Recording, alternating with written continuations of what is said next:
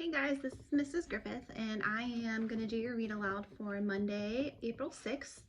It is The Absent Author by Ron Roy.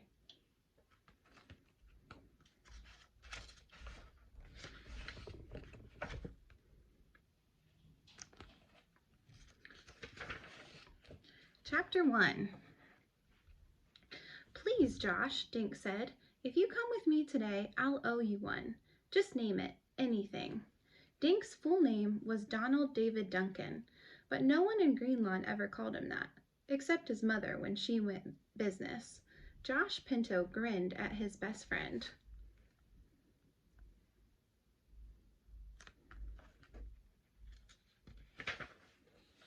Anything? He raised his mischievous green eyes toward the ceiling of Dink's bedroom. Let's see, what do you have that I want? He scratched his head. I know, I'll take Loretta. Dink tossed a pillow at Josh. When I said anything, I meant anything but my guinea pig. Are you coming with me or not? I have to be at the book nook in 15 minutes. Dink rushed into the bathroom, tucking his shirt into his jeans at the same time. Josh followed him. Standing in front of the mirror, Dink yanked a brush through his thick blonde hair. Well, he asked, are you coming with me? What's so important about this writer guy? Josh asked, sitting on the edge of the bathtub. Dink turned around and pointed his hairbrush. Wallace Wallace isn't just some writer guy, Josh. He's the most famous mystery writer in the world. All the kids read his books, except for you. If he's so famous, why is he coming to dinky little green lawn? Dink charged back into his bedroom. I told you, he's coming because I invited him. I'm scared to death to meet someone so famous. I don't even know what you're supposed to say to an author. Dink dived under his bed and backed out again with his sneakers.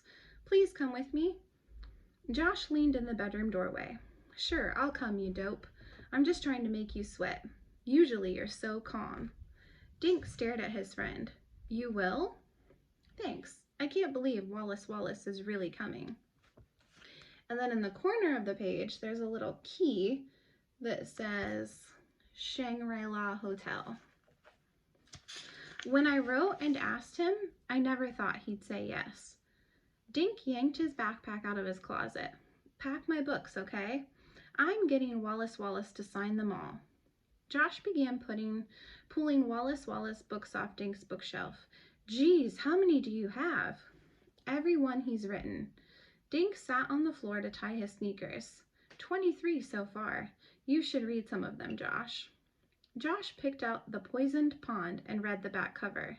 Hey, cool. It says here that Wallace Wallace lives in a castle in Maine. Wouldn't that be neat? Dink grinned. When I'm a famous writer, you can live in my castle, Josh. No way. When I'm a famous artist, you can live in my castle, down in the basement. Josh picked up The Riddle in the River. What's this guy look like? He asked. And how come his picture isn't on any of these books? I wondered about that too, Dink said.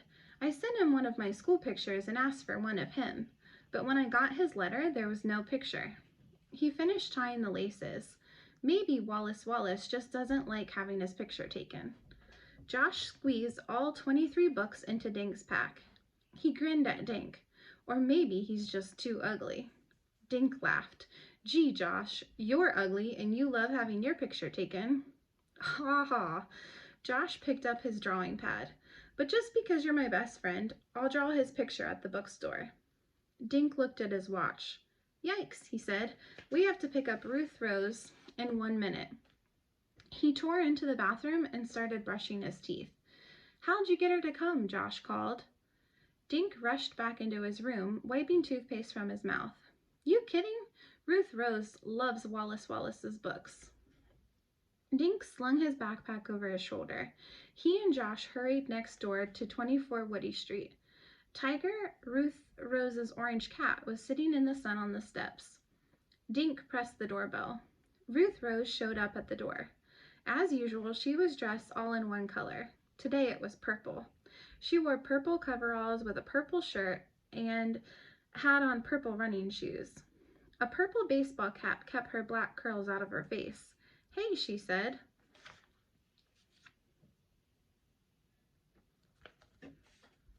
Then she turned around and screamed into the house. "The guys are here, Mom. I'm leaving." Dink and Josh covered their ears. "Geez, Ruth Rose," Josh said. "I don't know what's louder, your outfit or your voice." Ruth Rose smiled sweetly at Josh. "I can't wait until Wallace Wallace signs my book," she said. She held up a copy of The Phantom in the Pharmacy. "I wonder if Wallace Wallace will read from the new book he's working on," Dink said. "What's the title?" Ruth Rose asked. They headed toward the book nook. "I don't know," said Dink, "but he wrote in his letter that he's doing some of the research while he's here in Connecticut." Dink pulled the letter out of his pocket. He read it out loud while he walked. "Dear Mr. Duncan, thank you for your kind letter. I'm so impressed that you've read all my books. I have good news. I've made arrangements to come to the book nook to sign books. I can use part of my time for research. Thanks for your picture. I'm so happy to finally meet one of my most loyal fans. Short of being kidnapped, nothing will stop me from coming. See you soon, Wallace Wallace." The letter was signed Wallace Wallace in loopy letters. Dink grinned. "Pretty neat, huh?" "Pretty neat, Mr. Duncan," teased Josh. "You should have that letter framed," Ruth Rose said. "Great idea," Dink said. They passed Howard's barber shop. Howard waved through the window as they hurried by. "Come on," Dink urged as he dragged his friends down the street to the book nook. They looked through the window, out of breath. The bookstore was crowded with kids. The book nook's owner, Mr. Paskey, had set up folding chairs. Dink noticed that most of them were already taken. Dink saw Mr. Paskey sitting behind a table. A big white sign on the table said, "Welcome, Wallace Wallace." But the chair behind the sign was empty. Dink gulped and stared at the empty seat. Where was Wallace Wallace? Chapter 2. Dink raced into the book nook. Josh and Ruth Rose were right behind him. They found 3 seats behind Tommy Toko and Eddie Carini. Dink plopped his pack on the floor. The clock over the cash register said 3 minutes after 11. "Where is he?" Dink whispered to Tommy Tomko.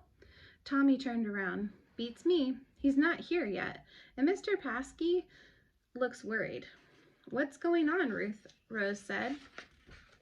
Dink told her and Josh what Tommy had said. "Paskey does look pretty nervous," Josh whispered. "Mr. Paskey always looks nervous," Dink whispered back, looking around the room. He saw about 30 kids he knew. Mrs. Davis, Dink's neighbor, was looking at gardening books. Dink checked out the other grown-ups in the store. None of them looked like a famous mystery writer. Mr. Paskey stood up. "Boys and girls, welcome to the book nook. Wallace Wallace should be here any second. How many of you have books to be autographed?" Everyone waved a book in the air. "Wonderful. I'm sure Wallace Wallace will be happy to know that Greenlawn is a reading town." The kids clapped and cheered. Dink glanced at the clock. 11:05. He swallowed, trying to stay calm. Wallace Wallace was late, but it was only by 5 minutes. Slowly 5 more minutes passed. Dink felt his palms getting damp. Where is Wallace Wallace, he wondered. Some of the kids started getting restless. Dink heard one kid say, "Whenever I'm late, I get grounded." "So where is he?" Josh asked. Ruth Rose looked at her watch. "It's only 10 after, she said. "Famous people are always late." Now Dink stared at the clock. The big hand jerked forward, paused, then wobbled forward again. At 11:15, Mr. Paskey stood up again. "I don't understand why Wallace Wallace is late," he said. Dink noticed that his bald head was shiny with sweat. His bow tie was getting a workout.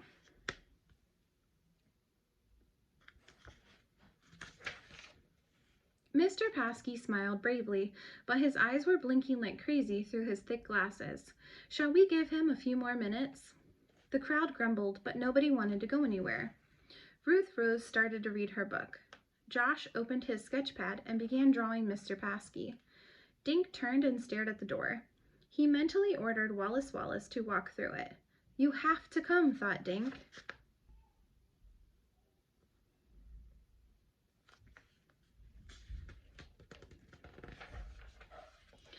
since he had received Wallace Wallace's letter, he thought about only one thing, meeting him today. Suddenly, Dink felt his heart skip a beat. The letter! Short of being kidnapped, the letter said, nothing will stop me from coming. Kidnapped! Dink shook himself. Of course Wallace Wallace hadn't been kidnapped. Mr. Paskey stood again, but this time he wasn't smiling. I'm sorry, kids, he said, but Wallace Wallace doesn't seem to be coming after all. The kids groaned. They got up, scraping chairs and bumping knees. Mr. Paskey apologized to them as they crowded past, heading for the door. I've read every single one of his books, Dink heard Amy Flower tell another girl. Now I'll probably never meet anyone famous. I can't believe we gave up a soccer game for this, Tommy Tomko muttered to Eddie Carini on their way out. Ruth Rose and Josh went next, but Dink remained in his seat. He was too stunned to move. He felt the letter through his jeans. Short of being kidnapped. Finally, Dink got up and walked out. Josh and Ruth Rose were waiting for him. What's the matter? Ruth Rose said. You look sick. I am sick, Dink mumbled. I invited him here. It's all my fault. What's all your fault? Josh asked. This, he said, thrusting the letter into Josh's hands. Wallace Wallace has been kidnapped. And then there's another key at the top of the page that says Shangri-La Hotel again.